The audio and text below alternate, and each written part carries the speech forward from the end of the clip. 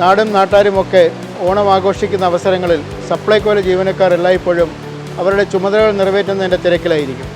പ്രത്യേകിച്ച് ഇക്കഴിഞ്ഞ ഓണക്കാലത്ത് നമ്മുടെ നാടൊക്കെ വളരെയധികം ഓണം ആഘോഷിച്ചുകൊണ്ടിരിക്കുന്ന അവസരത്തിൽ സപ്ലൈകോയുടെ ഡിപ്പോ മുതൽ സപ്ലൈകോയുടെ ഔട്ട്ലെറ്റ് വരെയുള്ള എല്ലാ ജീവനക്കാരും അവരവരുടെ ചുമതലകൾ നിറവേറ്റുന്നതിൻ്റെ ഭാഗമായിരുന്നു.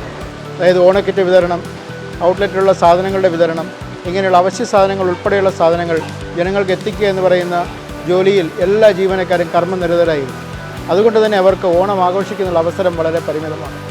മിക്കപ്പോഴും ഓണത്തിൻ്റെ തിരക്കുകൾ ചുമതലകളൊക്കെ നിർവഹിച്ച് കഴിഞ്ഞതിന് ശേഷം ഞങ്ങളൊക്കെ വീട്ടിലെത്തുന്നത് തിരുവോണത്തിൽ നിന്ന് വെളുപ്പാൻ രാവിലെയാണ്.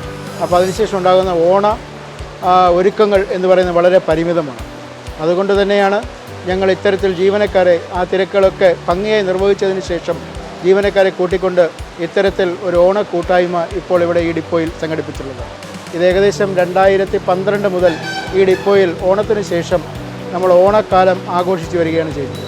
അതിൻ്റെ ഭാഗമായിട്ടാണ് ഔട്ട്ലെറ്റിലെ ജീവനക്കാർ ഉൾപ്പെടെയുള്ള ജീവനക്കാരെ കൂട്ടിക്കൊണ്ട് ഇത്തരത്തിൽ ഒരു ഓണപ്പൊലിമ എന്ന് പറയുന്ന ഒരു പരിപാടി ആസൂത്രണം ചെയ്ത് ഇന്നിവിടെ നടപ്പാക്കിയിട്ടുള്ളത്.